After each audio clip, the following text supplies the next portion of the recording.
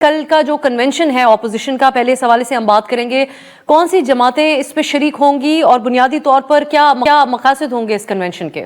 بہت شکریہ. بسم اللہ الرحمن الرحیم. اللہم صلی علی محمد وعلی آل محمد. بنیادی طور پہ تمام جتنے ہمارے الائز ہیں ان کو بھی دعوت ہے، اور اس کے علاوہ بھی رول آف لا کے حوالے سے ہم سمجھتے ہیں کہ جو بھی اس میں انٹرسٹڈ ہے ویل بی مور دین ولنگ، ہم بہت خوش ہوں گے کہ ان کو وہاں پہ ہم ویلکم کریں. قانون کی حکمرانی کے لیے، ملک کو آئین کے مطابق چلانے کے لیے یہ کنونشن ہے.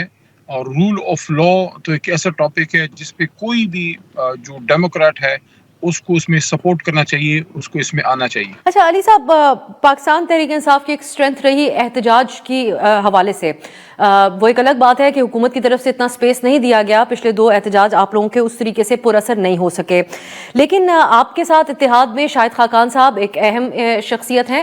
انہوں نے کہا کہ احتجاج کی سیاست وہ نہیں سمجھتے کہ کوئی فائدہ دے گی. اب خرم دستگیر صاحب کچھ دیر پہلے ہمارے ساتھ تھے، انہوں نے کہا کہ پی ٹی آئی کو پہلے یہ ثابت کرنا ہوگا کہ وہ ایک پرامن جماعت ہے اور پرامن احتجاج کریں گے، تبھی ان کو جلسوں کی اور احتجاج کی اجازت ہوگی. اس پہ آپ کیا کہیں گے؟ یہ بہت غلط سوچ ہے، یہ فسطائی سوچ ہے. اس کی وجہ یہ ہے کہ اگر کسی نے کوئی غلط کام کیا ہے تو اس کو پھر باہر نہیں ہونا چاہیے، اس کو پھر گرفتار ہونا چاہیے. لیکن اگر کوئی شخص ضمانت پہ ہے یا اس پہ کوئی کیس نہیں ہے، آپ اس کو کسی اور کے عمل کی وجہ سے کیسے اس کا بنیادی حق لے سکتے ہیں؟ ہر پاکستانی کا بنیادی حق ہے کہ وہ آئین قانون کے اندر رہتے ہوئے جلسہ کرے، جلوس کرے.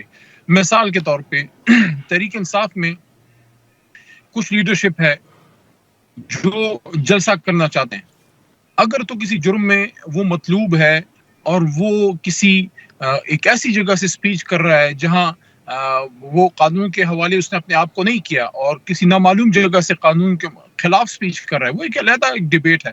لیکن ایک شخص اگر عدالت سے ضمانت پہ، یا اس پہ پرچہ نہیں ہے، یا کسی اور نے جرم کیا ہے اور اس نے نہیں کیا، یا جس نے جرم کیا ہے یا اس پہ الزام ہے وہ جیل میں ہے، لیکن کچھ لوگ جو باہر ہے، ایک عام پاکستانی کو، ایک عام پی ٹی آئی کا کوئی ممبر ہے، کوئی بھی شخص ہے، کوئی عام پاکستانی ہے، اس کو کانسٹیٹیوشنل رائٹس ہیں.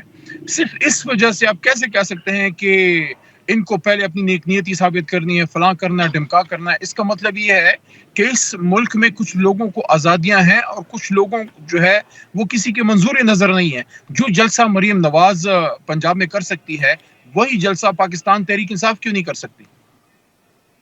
جی، اب علی صاحب، ہماری یہ جو آپ کا اپوزیشن کا اتحاد ہے اس کو انکلوزیو بنانے کی کوشش کی جا رہی ہے. اس سلسلے میں ہمیں سلمان اکرم راجہ صاحب سے جب بات کی تو انہوں نے کہا کہ سندھ کی جماعتوں سے بھی بات کریں گے. گنڈا پور صاحب کی جی ڈی اے کے سربراہ کے ساتھ ایک ملاقات بھی طے تھی، وہ ہو نہیں سکی. لیکن اس کے علاوہ سلمان راجہ صاحب نے بتایا تھا کہ دیگر طبقات کو بھی شامل کریں گے اور پھر منظور پشتین اور مہرنگ بلوچ کو بھی دعوت دیں گے. یہ جو دونوں شخصیات ہیں جن کا بھی ہم نے نام لیا، ان دونوں کے جو کاز ہے اور جو مطالبات ہیں، کیا ان کو بھی سیکنڈ کرے گی پاکستان تحریک انصاف اس اپوزیشن کے پلیٹ فارم سے؟ اور ان کے ساتھ کن نکات کے اوپر چلا جا سکتا ہے مہرنگ بلوچ بالخصوص؟ دیکھیں، بہت سے مسئلے مسائل ہیں. ملک کو آئین اور قانون کے مطابق نہیں چلایا جا رہا.